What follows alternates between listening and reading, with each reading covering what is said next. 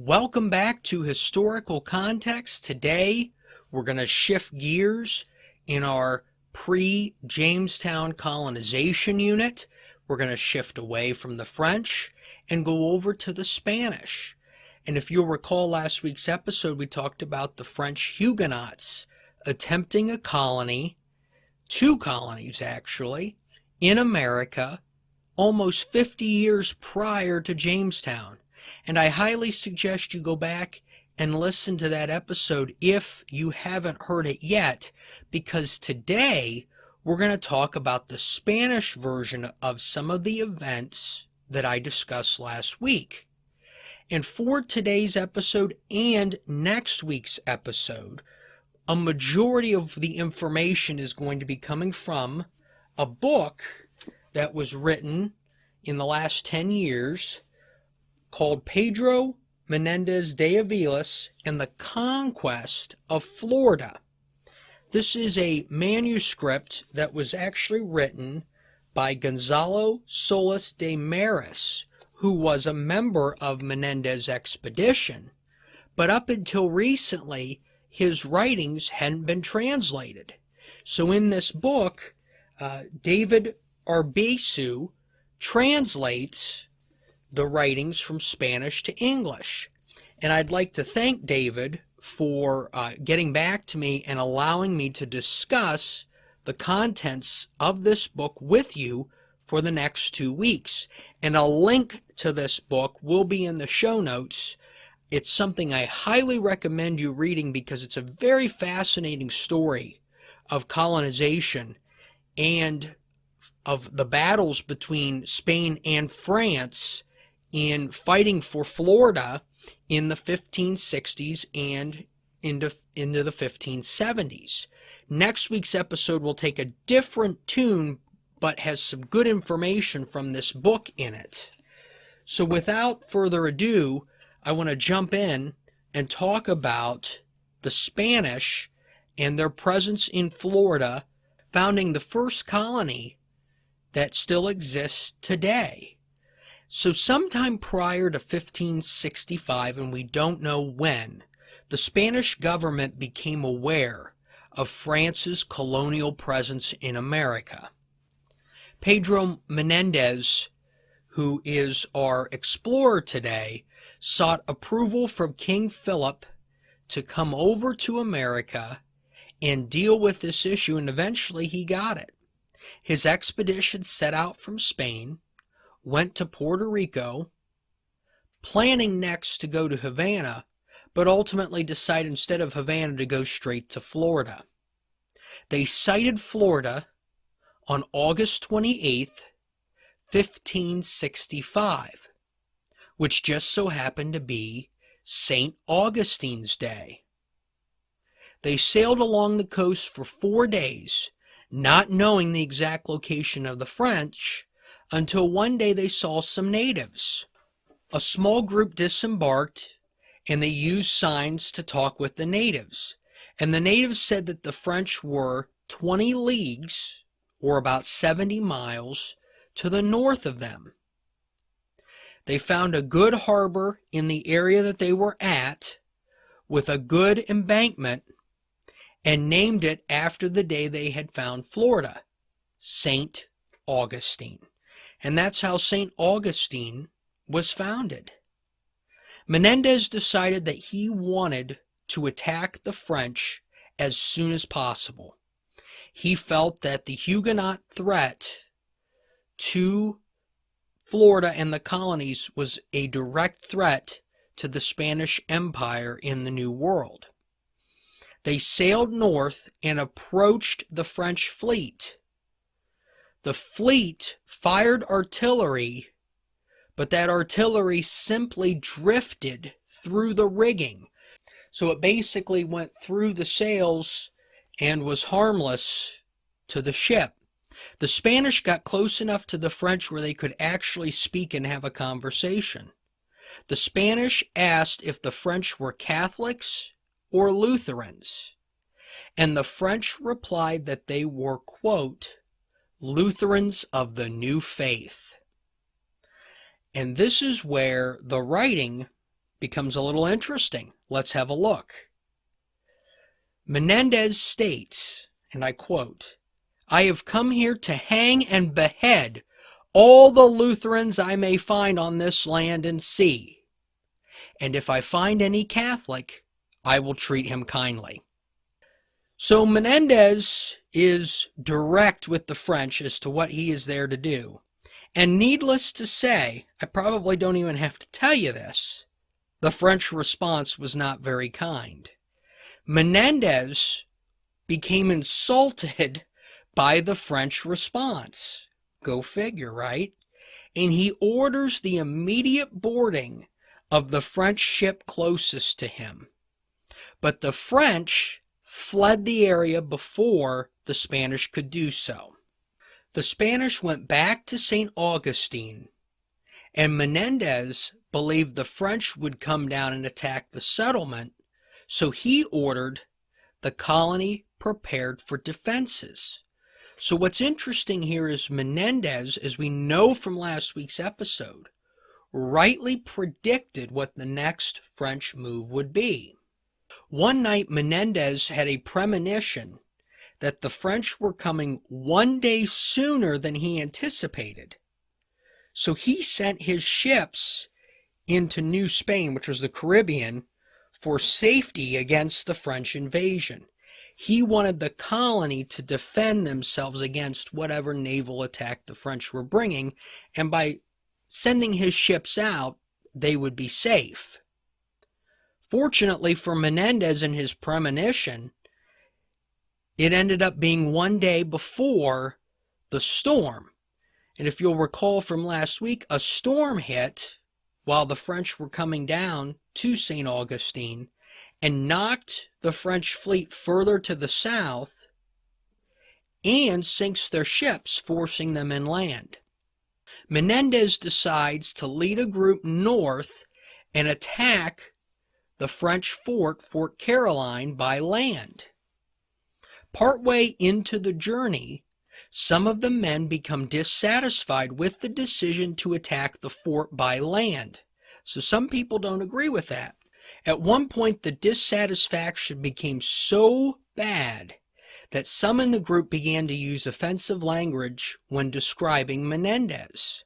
And I have to tell you, when I read this in the book, I was rather amused. I mean, it was recorded for a decent couple of paragraphs, and you'll have to pick up the book to read it yourself, but it was rather amusing how brazenly offensive some of Menendez's men were.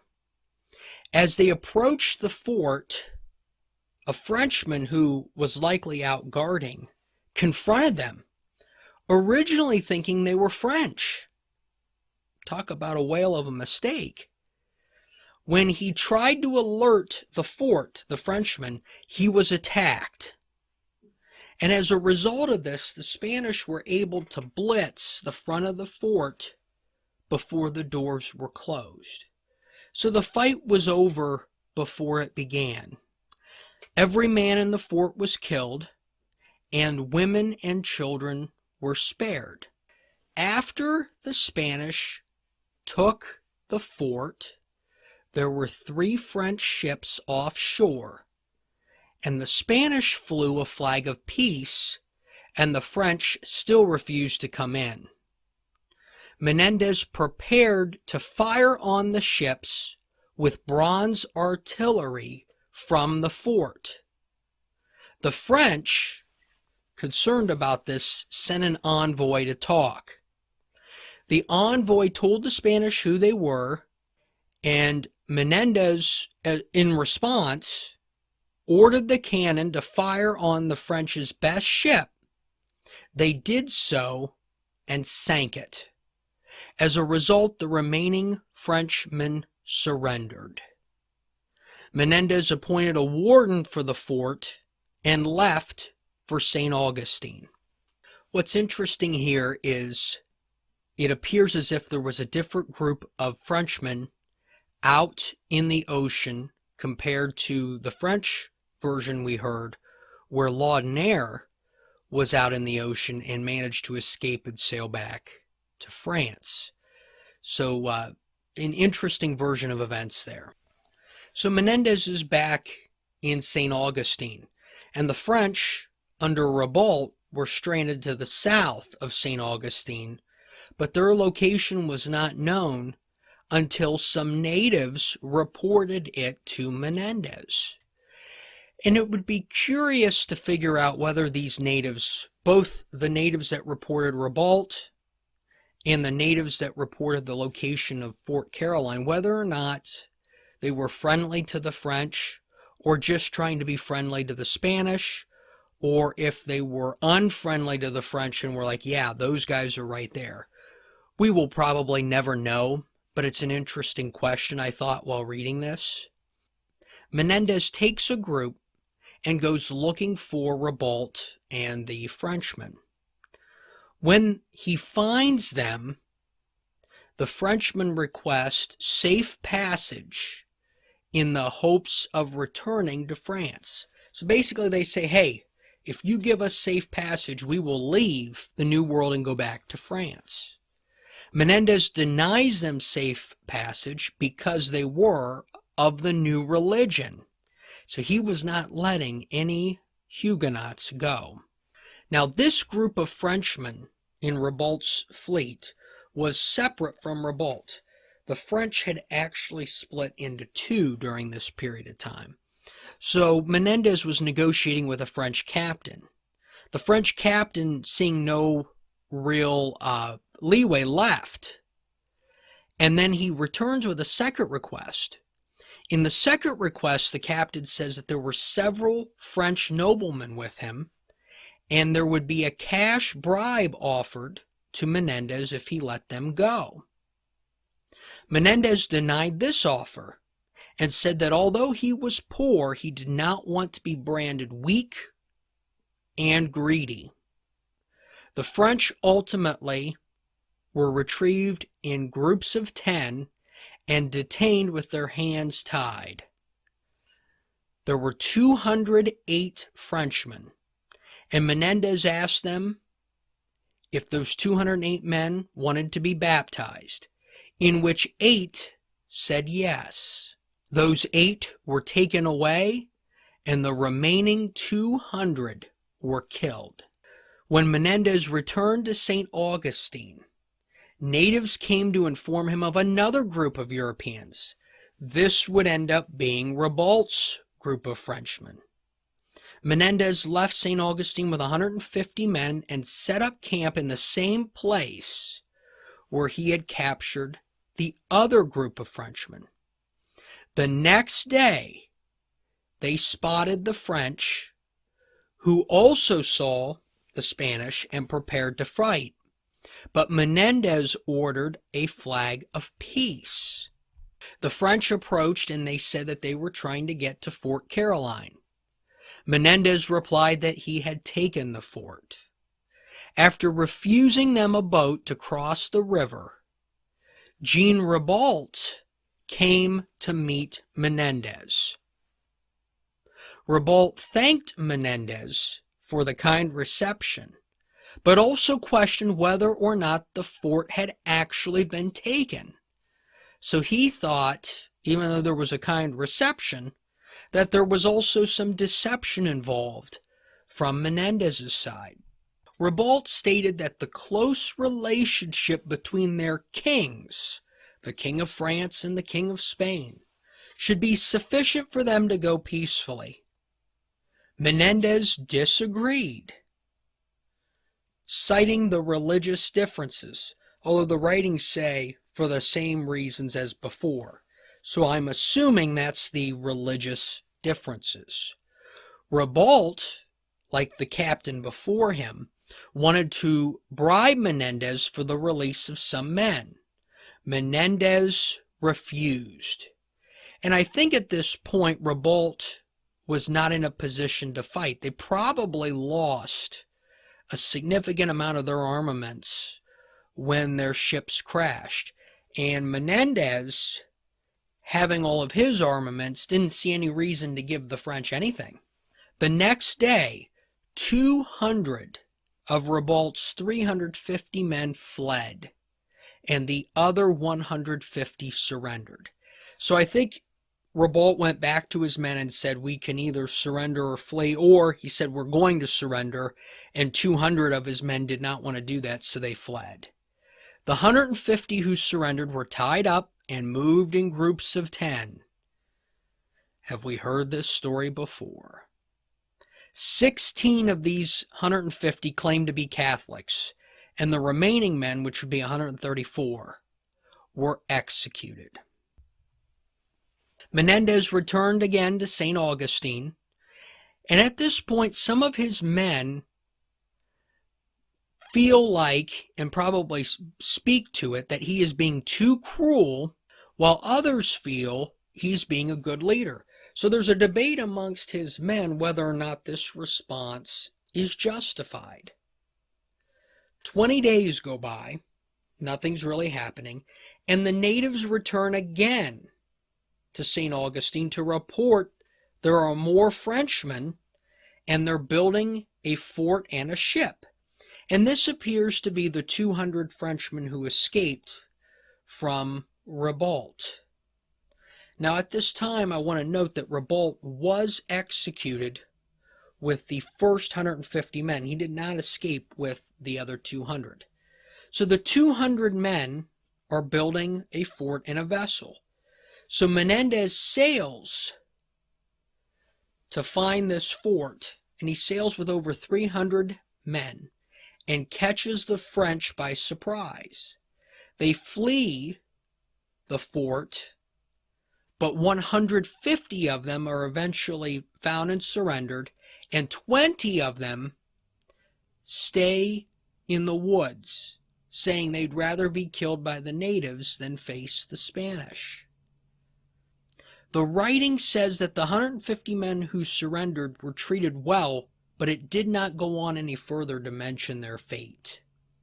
Menendez's success repelling the French from Florida would not have been possible without the cooperation and information of the native informants. Unlike his predecessors, it appears as if Menendez had built relationships with the Florida natives. I mean, think about it. In every single case, the natives were there pointing Menendez in the right direction. Menendez, however, was not doing this randomly. He believed if he did not build these relationships, the French would. And Protestant allies to the French, in that being the natives, would challenge Spain's presence in the New World. So Menendez felt it was either going to be us or them that befriended and allied with the natives. Pedro Menendez was likely the first person that we could see in these writings to build a lasting diplomatic relationship with the natives of Florida. So was Pedro Menendez the first American diplomat? We'll explore this in greater detail next time on Historical Context.